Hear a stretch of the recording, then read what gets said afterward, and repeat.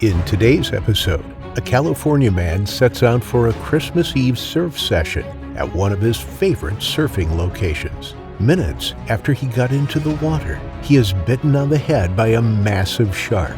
Hit that like button and subscribe right now. This is the terrifying shark attack on Tomas Butterfield. Welcome to Final Affliction.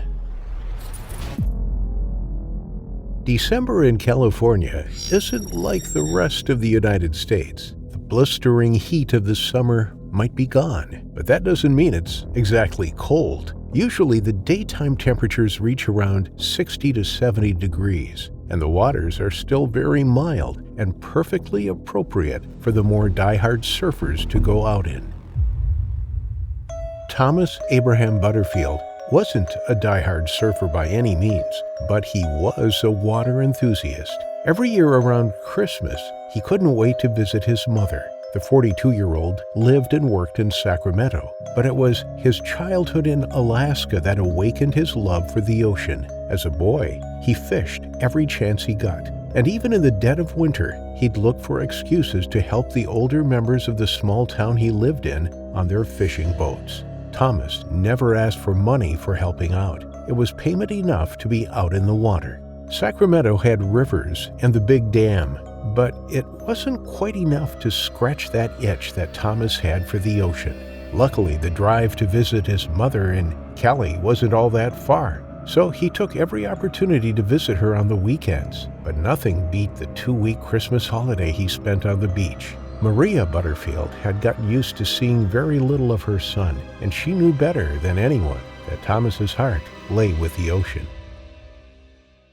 On the 24th, Tomas went out early. He left his surfboard in the garage, opting instead for his boogie board. He and his mother were planning on attending church that evening before heading home to open presents. Presents and lights were never the focus of the Butterfield household. Maria preferred to spend the day with family and church, but Tomas had a special gift for her this year. He'd spent a little more than he usually would have because Maria was a little down after hearing that Ben, her youngest son, wouldn't be able to make the trip like he usually did. Tomas pulled into Morro Beach at 8:30. The sun was already bright in the sky, and sure enough, an hour after he'd arrived, the day was warm and pleasant. Tomas lazily rode the waves. He was more interested in soaking up a little sun and watching the more experienced surfers ride the waves. The waters were quiet, and it was only Tomas, a young couple, and 2 older men around Tomas's age in the vicinity. No one bothered anyone, and they all stayed relatively far away from each other,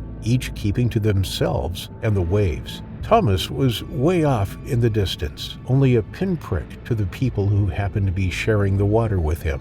When the great white, who'd been slinking in the waters, finally settled on its target, from below, Tomas looked much less formidable than the longboards that were just so much bigger. When it barreled up from the deep, no one even heard Tomas's scream of shock and pain as its jaws closed over Tomas's shoulder. It came so suddenly and bit down so hard that it drew Tomas and his board down together beneath the surface. Tomas could feel his shoulder shredding. He twisted desperately to get out of that grip. If he could just get to the surface to yell, to scream for help, then he'd at least have a chance of survival. Alone, against a 15-foot beast, Tomas didn't stand a chance. Somehow, the muscle and flesh ripping away from the bone, Tomas managed to tear himself out of the predator's teeth. Even the animal was surprised. It had never met such resistance from prey this size. While it took a moment to recalibrate, Tomas managed to get his head above water. He gulped air into his lungs and opened his mouth to scream, but again his shout was cut off as he was driven into the sea again. This time the shark went for Tomas's head. The world went pitch black as the animal's mouth engulfed his skull. When the jaws closed around him, Tomas felt the immense pressure bear down on him, making his eyeballs strain against their holdings, forcing the blood into his ears. And still he writhed and struggled with everything in him. His years at sea had made him an incredibly strong man. He twisted his body and kicked and pummeled every inch of leathery gray flesh he could reach. The teeth embedded in his skull were essentially scalping Tomas, but still, despite the immense pain, Tomas continued to fight.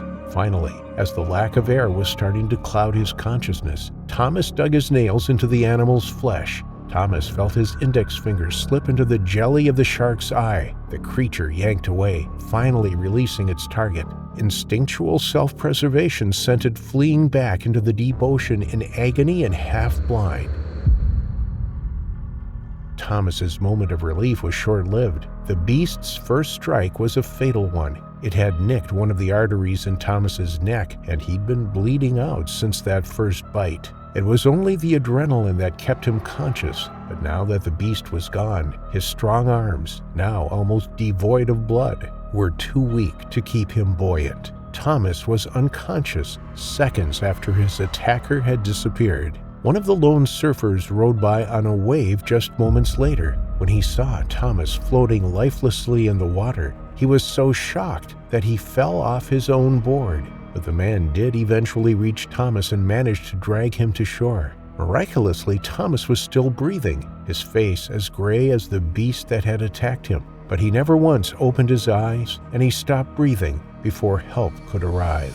The beast was never spotted by anyone but Thomas, leaving only a tooth embedded in his skull for authorities to identify its species and size. It wasn't until 2 months later that Maria Butterfield finally got the courage to look inside the wrapped box that Thomas had bought for her. It was a porcelain figure of the Virgin Mary holding baby Jesus.